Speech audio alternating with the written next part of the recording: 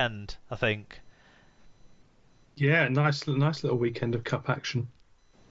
Okay, the NRL was into the second round, so we missed a whole round of chatting about the NRL.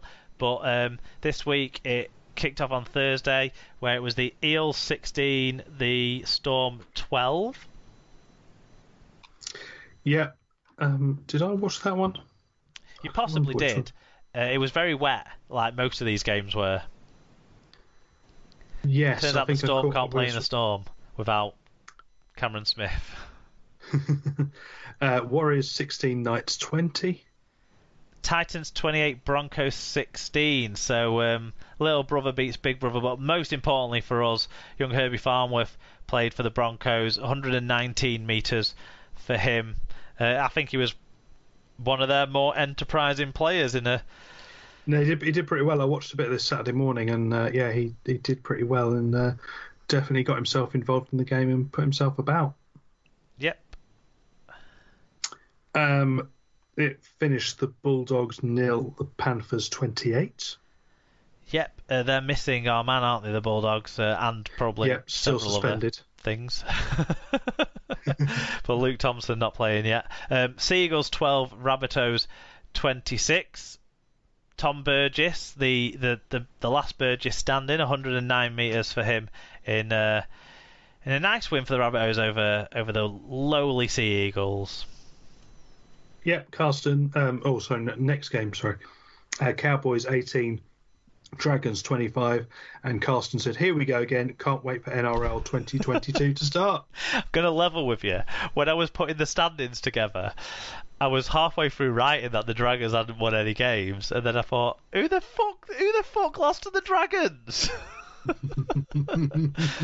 It was West Tigers 6, Sydney Roosters 40.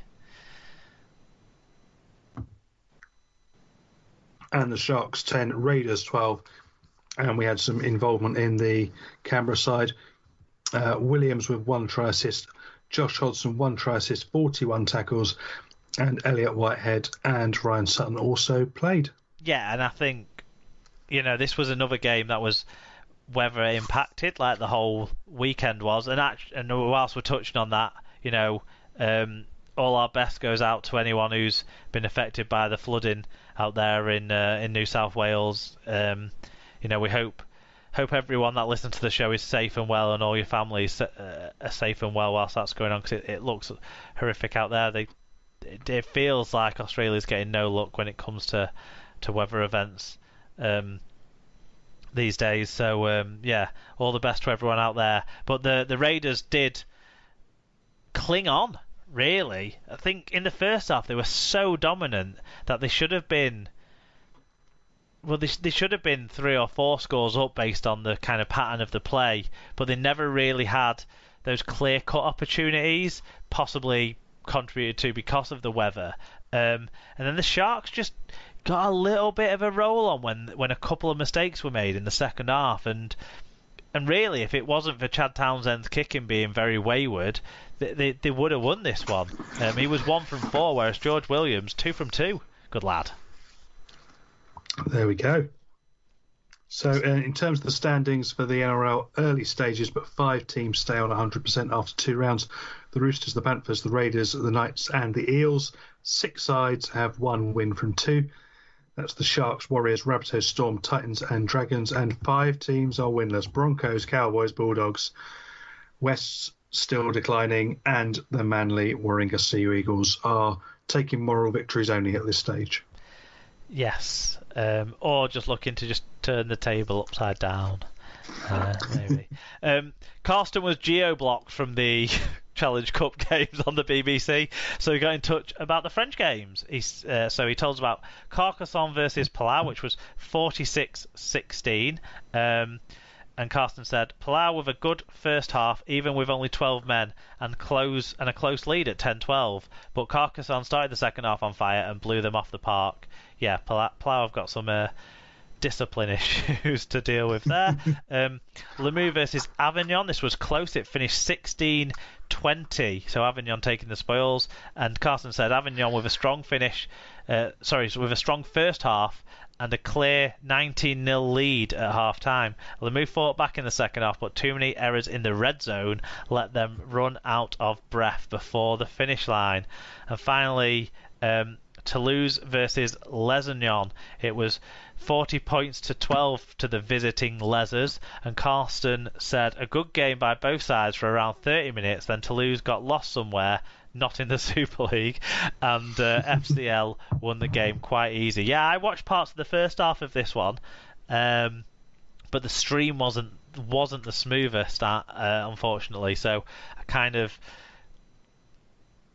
just kept all my focus then onto the Fev Bradford game really once that kicked off. But it did look competitive, but Lesognan looked to have a bit of an organisation to their side. They've impressed me a few times that I've watched them so far this year. I don't know if you've caught much of the French games, but they have been keeping us going, haven't they, the French competition? So I do think it's really good that Carsten got those fan reviews in so we could give it a bit of a mention. Yeah, I've not seen it because it's just sort of time and everything. It's not really one I've caught up with, but I've seen a lot of people getting involved and getting around them. So I think it's been good, and I think that's a good. They've come at a good time slot. So I think it's something that all levels of the game need to think about is when are other sports not on that we can capture people's attention and do the same. Yep, exactly. But that's the results wrapped up from the recent games. We're now going to make some predictions for the upcoming games.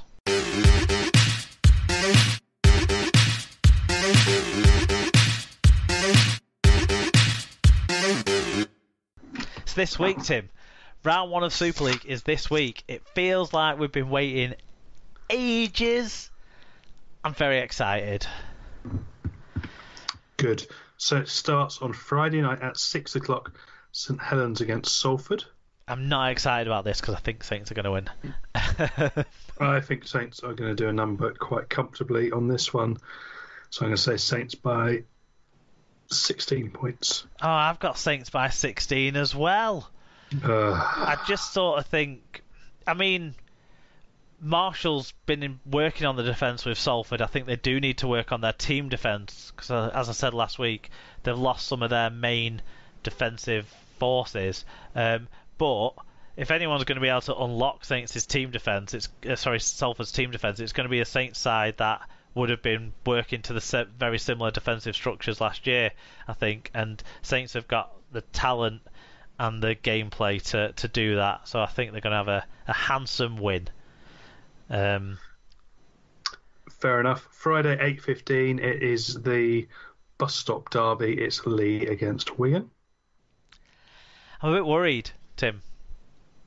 I'm a bit worried because Wigan just are so thin in the outside backs to start the season. We know that Bevan French isn't back in the country yet. He's been given sort of an extended time to stay back in Australia. Is sort of attending to some family stuff over there. So the club are doing right by Bevan really, but it is going to mean we won't see him for a week or two still. Jackson Hastings, I think Jackson Hastings will play. He won't have had any game time under his belt, but he'll have had nearly 2 weeks of training, and he was keeping himself fit in Australia. I think he's going to have to play. Whether he plays the whole game, I'm not sure, but he's going to be in the match day 17, I think. Jay Field will play at full back for me in this game. Is it Jay Field or Jai Field? Yeah, I don't know. I've heard some people at the club call him Jay, so I'm going with Jay for now, but we'll see. Because I just gone, it's spelt the same as Jai Arrow, so I was calling him Jai from that basis. I don't know. Yeah. I've heard both said a lot, so we'll just flip. We'll flip. We flip with other names like Snide and Snade. So we'll the just Tauti and Matty yeah. So what I don't think Wigan will have is a high-scoring attack in this game. I do hope Field can play at full-back.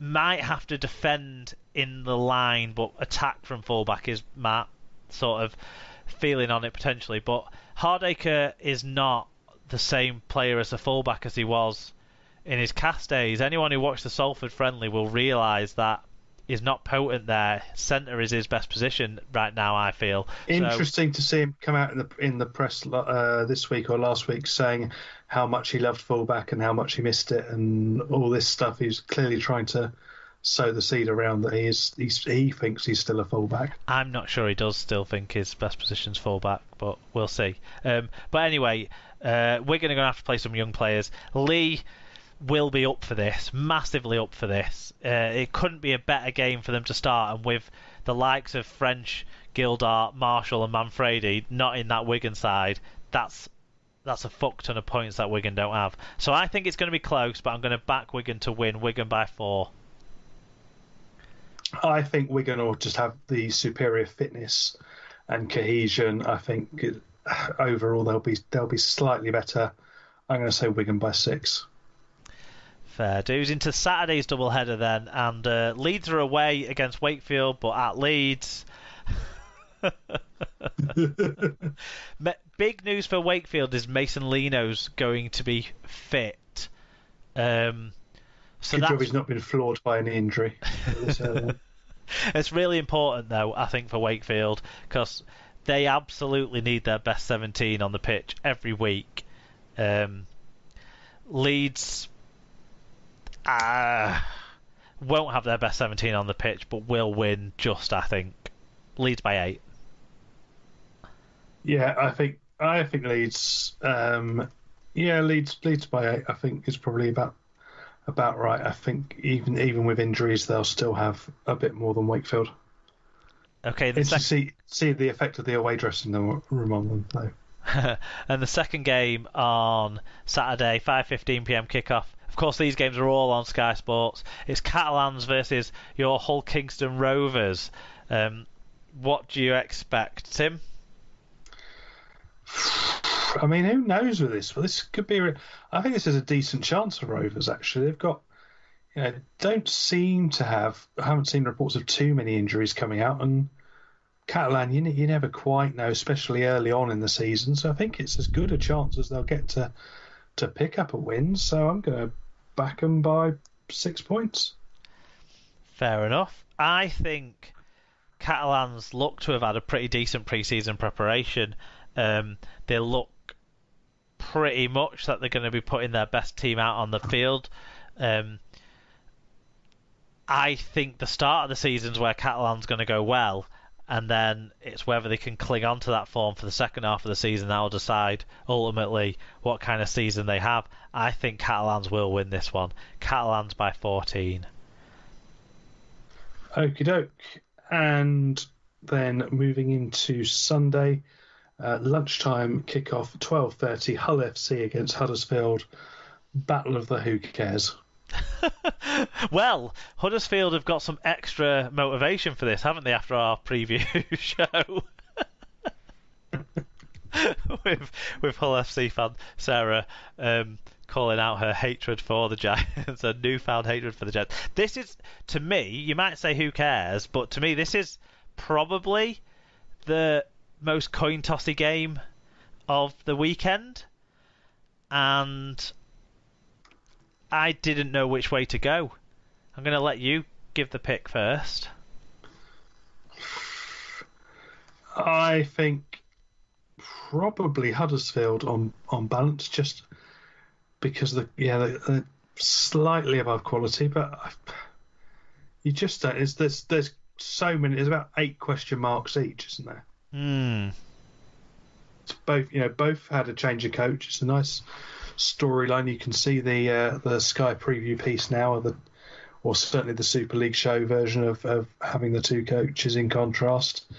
I think there's more questions over Josh Reynolds than there are over Aidan Caesar, and that's what probably tips it for me.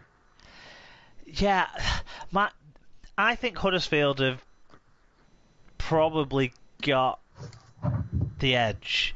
What I'm worried about is I think it's going to be close, and Huddersfield don't win close games. But this will be a real important game. I know it's right in round 1, and so much stuff can happen in this season over the next 20 odd rounds. But I think it's really important for these two sides. And if Huddersfield can get a win in what I think will be a close game, that will be huge for them. And I picked them to finish in the top 4, so I guess I'd best pick them to win this game. Huddersfield by 4.